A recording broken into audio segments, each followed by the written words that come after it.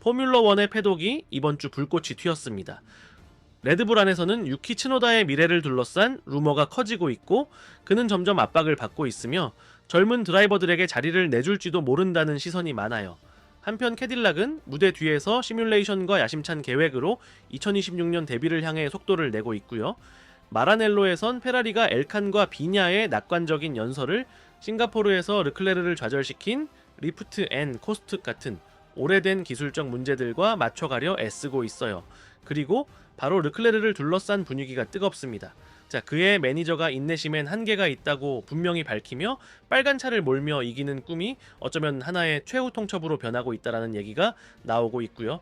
좋아요 눌러주시고 구독과 알림 설정도 잊지 마세요. 하이프 버튼도 눌러주시면 감사하겠습니다. 출처는 설명란에 모두 정리되어 있으니 확인해주세요.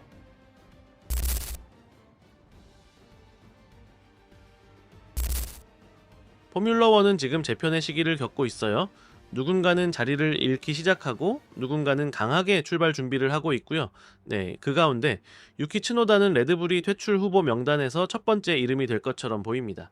싱가포르에서 베르스타펜에게 한 바퀴를 빼앗기고 추월당한 이후 일본인은 비판의 대상이 되었고요.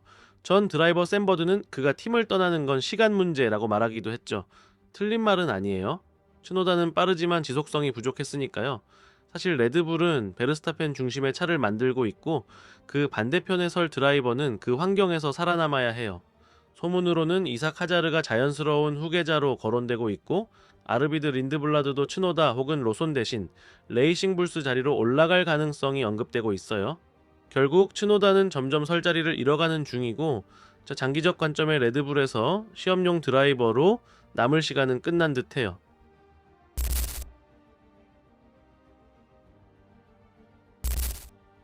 반대편에는 캐딜락이 정반대의 길을 걷고 있습니다. 계획과 인내, 대규모 투자가 중심이죠. 미국의 이 신생팀은 2026년 데뷔를 앞두고 그리드에 차도 없기 전에 준비를 착실히 해왔습니다. 그레임 로우든의 지휘 아래 샬럿과 실버스톤에서 엔지니어들과 함께 레이스 주말 전체를 시뮬레이션하고 있고 우주항공연구 방식에서 영감을 얻은 기법까지 도입하고 있습니다. 이건 화려함이 아닌 구조와 방식 중심의 진지한 프로젝트예요. 팀에는 이미 400명의 직원이 있고 미국 내에 단단한 기반이 있으며 제너럴 모터스의 직접 지원까지 받아 이 프로젝트에 대한 신뢰가 높습니다. 보타스와 페레즈가 주전 드라이버로 예정되어 있고 두 사람 모두 이미 시뮬레이터 작업을 시작했어요. 핀란드 출신 보타스의 경우 메르세데스의 일부 허가를 받은 상태입니다. 캐딜락은 아직 실제로 1km도 달리지 않았지만 이미 대형 팀처럼 움직이고 있어요.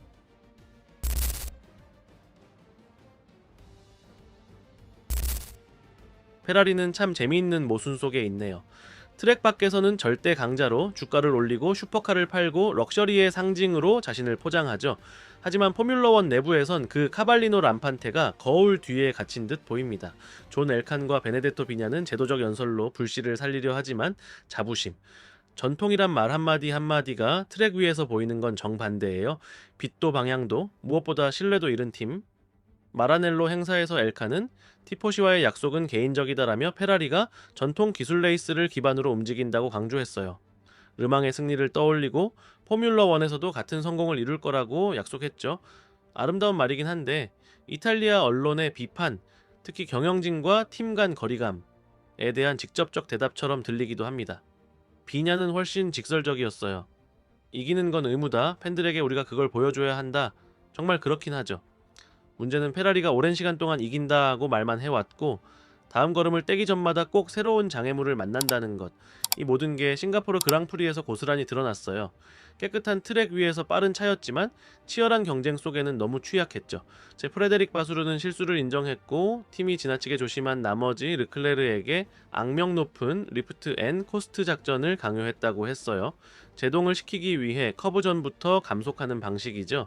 르클레르는 무전에서 커브 200m 전에 이미 발을 뗐어요 라며 이 앤토넬리, 알론소 등이 손쉽게 추월하는 걸 봤다고 불만을 터뜨렸고요. 이건 참 모욕스럽지만 상징적이기도 해요. 페라리가 거의 팀이 되어버렸고 지나친 통제와 소심함, 대담한 부재의 상징이라 할 만합니다.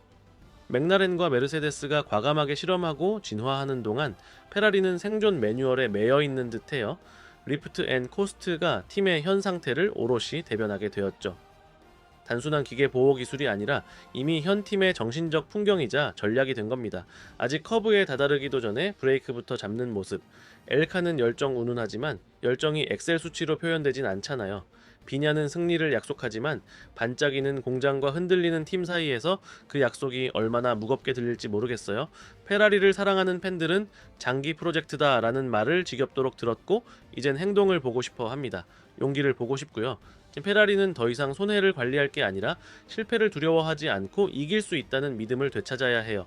결국 스쿠데리아는 거의 20년 가까이 리프트 앤 코스트 모드로 달려왔고 브레이크부터 밟고 적절한 순간을 기다리면서요. 이대로라면 다른 이들보다 훨씬 먼저 결승선을 통과할 수도 있지만 잘못된 방향으로 말이죠.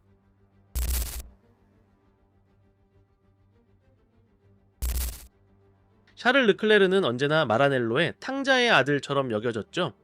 붉은 옷을 입기 위해 꿈을 키웠고 결국 그 꿈을 현실로 만든 소년이었어요. 하지만 사랑도 한계가 있는 법이고 그의 페라리에 대한 애정도 이제 포화 상태에 다다르는 듯합니다. 최근 니콜라 토트 르클레르의 매니저이자 멘토가 이렇게 말했죠. 샤를은 그의 세대 가장 뛰어난 재능 중 하나지만 이제 소년이 아닙니다. 그는 이길 수 있는 차가 필요해요.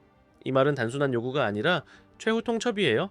르클레르는 곧 만 28, 시간은 점점 무겁게 흐르고요. 재능은 분명히 있고 의지도 강하지만 페라리는 계속 멈춰 있고 과거의 실수들을 반복하며 타이틀과 팬의 인내를 갉아먹고 있습니다. 이 채널에서 지난 영상에서도 언급했듯 르클레르의 불만은 단순한 경고일 수도 있었지만 지금은 그 이상임이 분명해요. 그는 다른 선택지들을 보기도 하지만 가능하면 페라리에 남고 싶다는 말도 했고요. 하지만 충성심에도 유통기한은 있죠. 계약은 2029년까지지만 성능 조건이 충족되지 않으면은 조기 이탈할 수 있는 조항이 있고 솔직히 말해 2025년은 반대 증거를 제시할 요인이 전혀 없는 해예요. 한편 드라이버 시장은 뜨겁게 달아올라 있어요. 오스카 피아스트리, 섬 가브리엘 보르톨레토, 올리 베어맨이 페라리의 미래 후보로 자주 언급되고 있고요.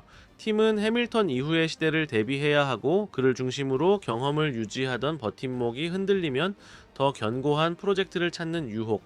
아마도 맥라렌이나 에드리안 뉴웨이가 기술의 중심이 될 미래 에스턴 마틴은 피할 수 없는 흐름이 될 겁니다. 하지만 르클레르는 아직 희망을 놓치지 않았어요. 최근 인터뷰에선 페라리와 함께 챔피언이 되고 싶다는 말과 자신의 다짐은 변하지 않았다는 의지를 밝혔고요. 하지만 희망만으로는 경주에서 이길 수 없고 패독에서도 다 압니다. 그가 그렇게 많은 시간을 방어하며 싸우는 차와 공격을 펼칠 수 있는 차 사이에서 지치지 않았다는 것은 이미 충분히 알려진 사실이니까요. 지금 이 상황은 마라넬로 위기의 거울 같아요. 경영진은 약속하고 팀은 실수하고 드라이버는 절망하고 만약 르클레르가 정말 팀을 떠난다면 페라리는 단순히 빠른 드라이버 한 명을 잃는 게 아니에요. 팬들과의 감정적 연결고리를 잃는 일이죠.